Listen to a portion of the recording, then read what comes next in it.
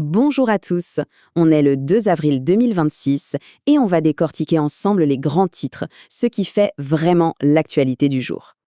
Alors, au programme aujourd'hui, on attaque avec l'agenda du gouvernement, ensuite direction la diplomatie et la sécurité, petit focus bien sûr sur les tensions au Moyen-Orient, on verra aussi comment ça se passe dans la vie des Algériens au quotidien, et on finira, comme il se doit, sur une touche plus sympa, culture et sport. Allez, on commence tout de suite avec le gouvernement. Et l'agenda était particulièrement chargé aujourd'hui avec des sujets qui nous concernent tous, directement dans notre vie de tous les jours. Alors, qu'est-ce qui était sur la table? Eh bien, des sujets très concrets. On a parlé du bilan de l'allocation chômage, un point social hyper important, mais le gouvernement s'est aussi penché sur l'avenir, la prévention du handicap, comment garantir l'eau potable, ou encore ce grand chantier qu'est la valorisation de la recherche et la restructuration du secteur de l'énergie. Bref, ça donne une bonne idée de la direction prise. Et s'il y a un chiffre à retenir de ces discussions, c'est celui-ci, 18 000 dinars. C'est, bien sûr, le montant revalorisé de l'allocation chômage. C'est un signal politique fort pour soutenir le pouvoir d'achat. Mais l'idée, c'est aussi de renforcer en parallèle l'aide au retour à l'emploi. C'est tout l'enjeu, trouver le bon équilibre. Bon, on quitte les affaires intérieures, on va voir maintenant ce qui se passe sur le front de la diplomatie et de la sécurité. Et là aussi, la semaine a été plutôt intense. Côté diplomatie, il faut noter ce déplacement important du ministre des Affaires étrangères à Berne, en Suisse.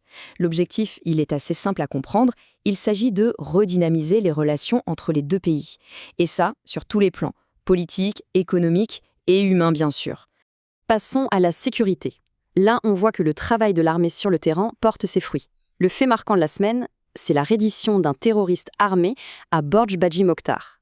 C'est un signal fort, ça montre que la pression ne faiblit pas. Et ça ne s'arrête pas là. En parallèle, les opérations continuent. 6 individus suspectés d'apporter un soutien à des groupes terroristes ont été arrêtés dans plusieurs régions du pays. L'autre grand front, c'est la lutte contre le trafic de drogue. Et là aussi, ça ne chôme pas. Le bilan est assez impressionnant. 34 trafiquants arrêtés. Et surtout, une saisie énorme de plus de 2 quintaux de kiff traités. Ça nous rappelle à quel point la surveillance de nos frontières est un enjeu crucial.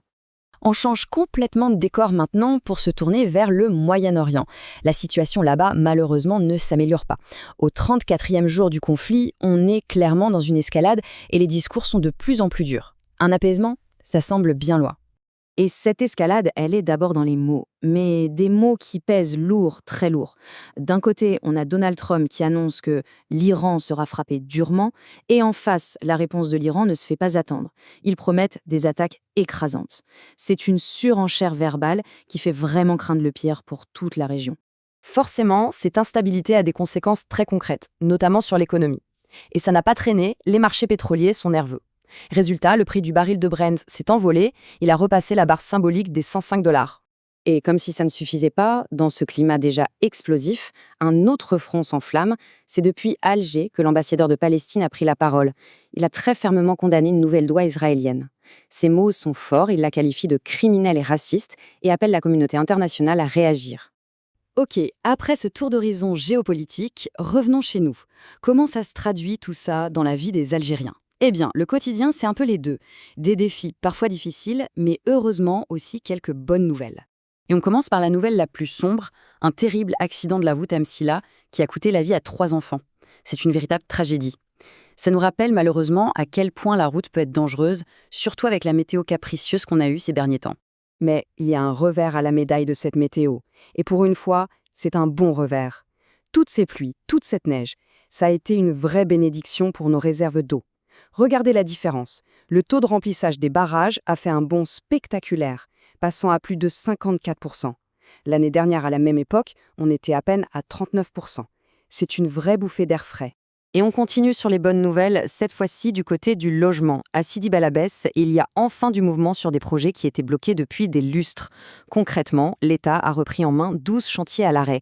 Et l'objectif, il est ambitieux, livrer plus de 400 logements dès cette année. C'est de l'espoir pour des milliers de familles. Un mot sur un sujet important aujourd'hui. 2 avril, c'est la journée mondiale de sensibilisation à l'autisme. Et justement, il y a une très belle initiative à Alger qu'il faut saluer, l'ouverture d'un nouvel espace de soutien pour les familles. Ça va vraiment aider à accompagner les parents et surtout à briser l'isolement des jeunes. Allez, on termine sur une note plus légère pour aborder le week-end du bon pied. Qu'est-ce qui va rythmer la fin de ces vacances de printemps ?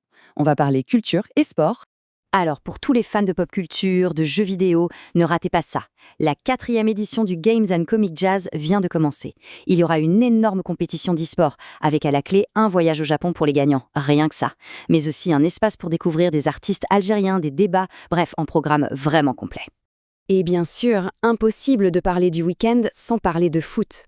Hier soir, la capitale a vibré pour le derby. Le MC Alger a battu l'USM Alger sur le plus petit des scores, 1-0. Mais c'est une victoire qui vaut de l'or. Elle rapproche le Mouloudia d'un 10e titre de champion, un cap historique. Alors au final, si on prend un peu de recul, qu'est-ce que tout ça nous dit ? On passe d'une décision du gouvernement à une compétition d'e-sport, d'une crise en Moyen-Orient à un derby de foot. Et la vraie question, c'est peut-être ça. Comment l'actualité d'une seule journée, avec ses hauts et ses bas, peut-elle à ce point refléter les 1000 visages d'une nation ? C'est une question ouverte et c'est là-dessus qu'on va se quitter. Merci d'avoir été là.